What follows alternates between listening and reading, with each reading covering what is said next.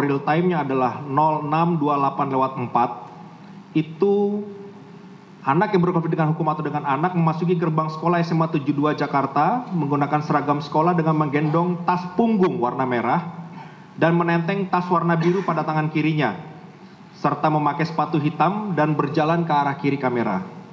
Yang kemudian yang kedua, melintas terekam dalam channel A02 di ruang seni, itu waktu real time-nya adalah 06.28, itu ABH sendiri menuju koridor ruang kepala sekolah.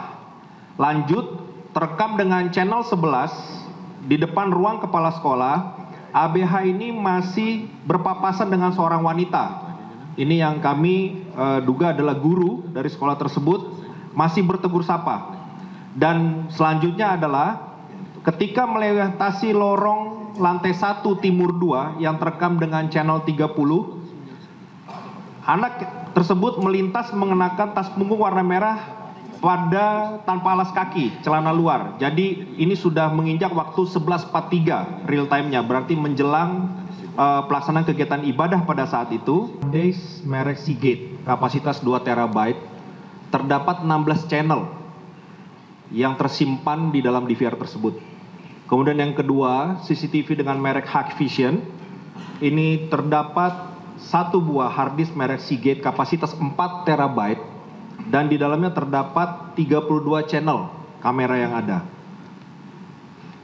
Kemudian lanjut bahwa di dalam proses ini kami juga mengadakan proses yang dinamakan kalibrasi waktu atau penyesuaian waktu, di mana untuk DVR dengan merek Hilux itu menggunakan sistem waktu atau time system UTC ya. Jadi UTC itu Time Coordinated Universal plus 08 yang tersimpan secara sistemnya.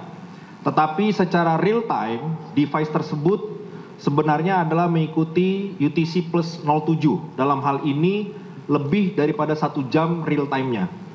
Kemudian yang kedua, DVR Hikvision itu kami melakukan kalibrasi waktu. Sistem yang terdaftar atau yang tercatat di dalam DVR tersebut adalah UTC 07, sementara real time-nya adalah kurang daripada 5 menit.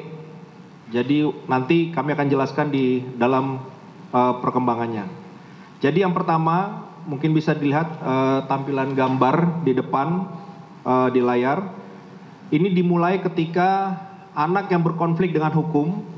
Ini mohon maaf tidak untuk disalahgunakan secara gambar, tetapi supaya rekan-rekan media paham dan mengerti apa yang terjadi sebenarnya pada saat itu. Pada waktu CCTV menunjukkan pukul 7.28, sebenarnya waktu aktual atau real time-nya adalah 06.28/4. Itu anak yang berkonflik dengan hukum atau dengan anak memasuki gerbang sekolah SMA 72 Jakarta menggunakan seragam sekolah dengan menggendong tas punggung warna merah dan menenteng tas warna biru pada tangan kirinya, serta memakai sepatu hitam dan berjalan ke arah kiri kamera. Yang kemudian yang kedua, melintas terekam dalam channel A02 di ruang seni, itu waktu real time-nya adalah 06.28, itu ABH sendiri menuju koridor ruang kepala sekolah. Lanjut, terekam dengan channel 11 di depan ruang kepala sekolah, ABH ini masih berpapasan dengan seorang wanita. Ini yang kami duga adalah guru dari sekolah tersebut, masih bertegur sapa. Dan selanjutnya adalah ketika melewati lorong lantai 1 timur 2 yang terekam dengan channel 30, anak tersebut melintas mengenakan tas punggung warna merah tanpa alas kaki, celana luar. Jadi ini sudah menginjak waktu 11.43 real time-nya, berarti menjelang pelaksanaan kegiatan ibadah pada saat itu. Kemudian di tampak bagian dalam ada celana berwarna hitam yang tersembul atau terlihat dari luar lebih sedikit, dan dia menuju ke arah tempat ibadah masjid. Dan ini juga menjadi titik awal ketika kita masuk di channel 06 di depan masjid. Jadi channel A06 di depan masjid itu hanya ada 1 CCTV yang mengcover. Itu anak memasuki masjid menggunakan seragam sekolah dengan membawa tas merah. Jadi membawa tas merah masuk ke dalam. Kemudian masih terlihat juga yang bersangkutan memantau situasi di dalam dan di luar. Jadi saat itu sedang berdiri saja di dekat tiang, masih tercover oleh kamera yang ada. Lanjut, pada waktu CCTV 12.44 atau waktu real time-nya 11.44.15 masih di channel 30, itu dilihat bahwa anak tersebut memasuki pintu masjid di bagian depan. Nah, ini sudah tidak tercover lagi pada saat itu. Kemudian di waktu setelah kemudian, jadi setelah kemudian di waktu CCTV yang tercover bahwa pukul 11.57 atau waktu aktualnya 12.05, itu anak sudah melepas baju seragamnya dan terlihat menuju ke arah lorong, arah ke arah masjid dengan memakai celana hitam, kaos putih, dan menggendong senjata mainan atau dummy. Jadi terlihat di CCTV. Kemudian arah tangannya mengarahkan ke arah masjid. Nah, ini nanti temuannya mungkin akan dibahas oleh Pak Dirkrim karena tadi sebelumnya sudah dipastikan oleh dari tim Jibom bahwa menemukan ada peralatan pengendali atau remote. Kemudian pada waktu aktual 12.05.51 tercover dari channel 06 depan masjid bahwa terlihat cahaya warna merah keluar dari dalam masjid disertai ledakan dan mengeluarkan asap berwarna putih. Selanjutnya kembali di channel 30 lorong lantai 1 timur 2, ABH setelah mengadakan kegiatan yang tadi itu berlari menjauhi masjid, tampak pintu ruangan terbuka diduga akibat adanya ledakan. Dan selanjutnya kami langsung loncat terakhir bahwa pada pukul 12.0058 itu para siswa berlari berhamburan meninggalkan masjid ke arah kamera. Tercover dengan channel 30 lorong lantai 1 timur 2. Mungkin demikian CCTV hasil analisa digital forensik yang bisa kami sampaikan. Nanti seluruh kesimpulannya akan disampaikan oleh penyidik. Terima kasih. Kami akhiri. Wassalamualaikum warahmatullahi wabarakatuh. Terima kasih Bapak Dirsiber, tadi sudah dijelaskan bagaimana pengolahan hasil digital forensik secara gamblang. Kita juga mendengar Bapak Kabidokes bagaimana kondisi korban dan para saksi saat ini, termasuk apa saja yang dialami dalam kondisi korban maupun para saksi. Kami beri waktu Pak Kabidokes. Assalamualaikum warahmatullahi wabarakatuh. Yang kami hormati Bapak Kapolda, Ibu dari KPAI, pejabat utama Polda Metro Jaya, Kombes Ari dari Puslapor, untuk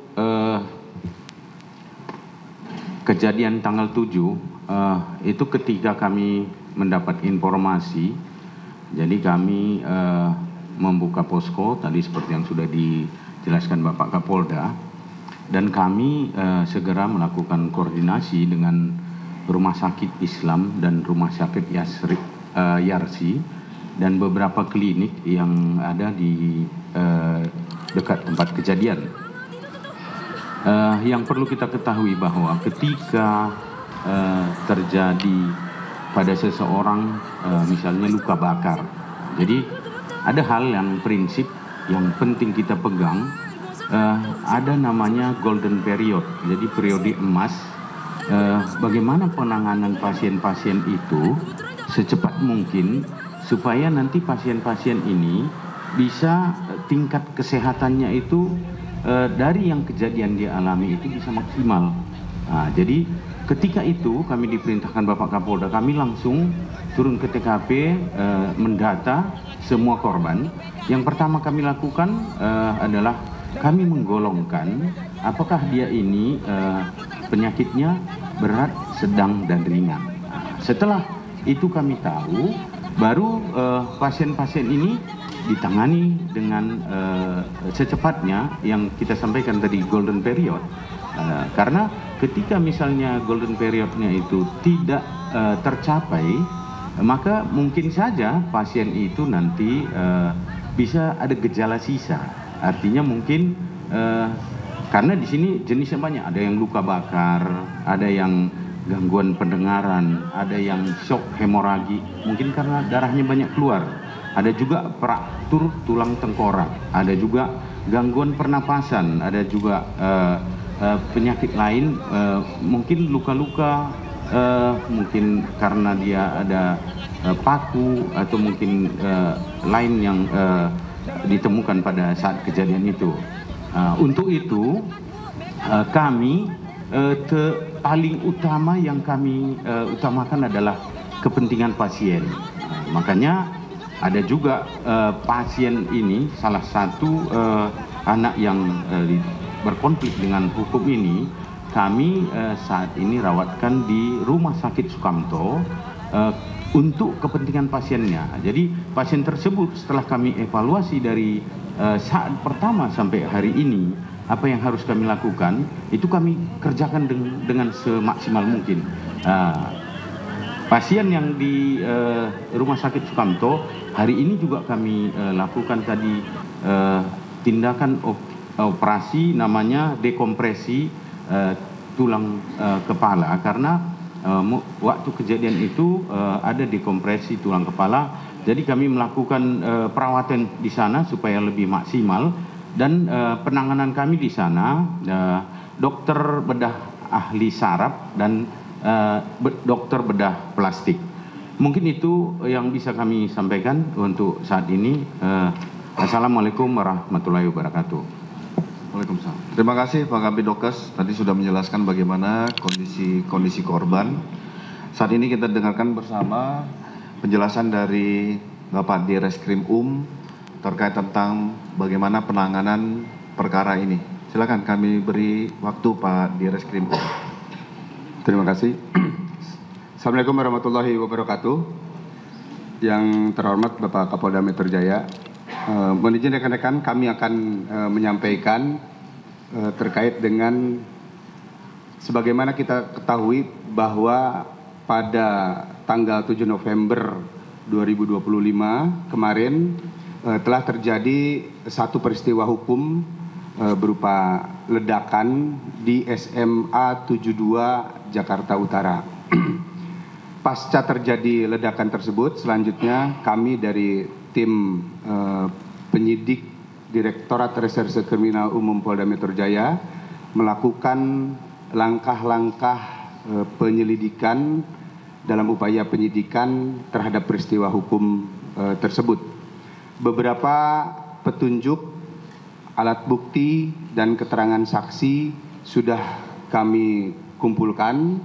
Kemudian terhadap petunjuk dan bukti-bukti yang ditemukan, baik itu di TKP pertama maupun di TKP kedua, selanjutnya kami lakukan uji laboratoris di Laboratorium Kriminal Forensik Polri. Kemudian terhadap saksi-saksi kami juga sudah melakukan pengambilan keterangan, permintaan keterangan terhadap 20 orang saksi untuk memberikan keterangan sehubungan dengan peristiwa hukum yang terjadi tersebut. Sampai dengan saat ini kami terus melakukan upaya pendalaman dalam proses penyelidikan dan penyidikan di Direktorat Krim Polda Metro Jaya, sejalan dengan kami selalu mengedepankan juga terhadap pemulihan, baik itu pemulihan kesehatan maupun pemulihan kondisi psikologis dari para korban. Untuk menjamin proses penyelidikan dan penyidikan ini berjalan lebih mengedepankan pada hak-hak anak, karena sebagaimana kita ketahui, baik itu korban maupun anak yang berkonflik dengan hukum, ini adalah semuanya berkaitan dengan hak anak-anak. Maka kami juga bersama-sama dengan Komisi Perlindungan Anak Indonesia dari KPAI untuk menjamin bahwa proses penegakan hukum ini benar-benar memperhatikan hak-hak dari anak tersebut. Dari beberapa keterangan saksi yang disampaikan, kemudian alat bukti yang kami peroleh dan hasil dari Laboratorium Kriminal Forensik Polri, terdapat dugaan ada perbuatan melawan hukum yang patut diduga melanggar norma hukum sebagaimana diatur dalam pasal 80 ayat 2 junto 76C Undang-Undang Perlindungan Anak maupun pasal 355 KUHP dan pasal 187 KUHP serta pasal 1 ayat 1 Undang-Undang Darurat Republik Indonesia. Sampai dengan saat ini kami terus melakukan pengembangan terhadap temuan-temuan dalam proses penyidikan tersebut. Lalu kemudian ada hal yang menarik juga di dalam proses penyidikan yang kami peroleh dari hasil penggalian keterangan maupun petunjuk-petunjuk yang ada, bahwa yang bersangkutan anak berkonflik dengan hukum ini terdapat dorongan untuk melakukan peristiwa hukum tersebut. Dorongannya di mana yang bersangkutan merasa sendiri, kemudian merasa tidak ada yang menjadi tempat untuk menyampaikan keluh kesahnya, baik itu di lingkungan keluarga, kemudian di lingkungannya itu sendiri maupun di lingkungan sekolah. Ini yang menjadi perhatian kami juga bersama dengan KPAI untuk menyikapi hal tersebut. Saya kira itu yang dapat kami sampaikan pada kesempatan sore hari ini. Terima kasih. Assalamualaikum warahmatullahi wabarakatuh. Terima kasih Pak Direskrim Tadi kita dengar bersama bagaimana kita juga harus mengedepankan hak-hak anak. Kami juga mengingatkan pada seluruh masyarakat dan rekan-rekan media, ada ruang privasi yang harus kita jaga. Selanjutnya kita akan mendengarkan dari Densus 88 terkait tentang analisa jaringan dan motif. Kami berikan waktu pada rekan-rekan dari Densus. Baik, terima kasih Pak Kabid Humas. Assalamualaikum warahmatullahi wabarakatuh. Selamat sore, salam sejahtera untuk kita semua. Yang terhormat Bapak Kapolda Metro Jaya, perwakilan dari KPAI,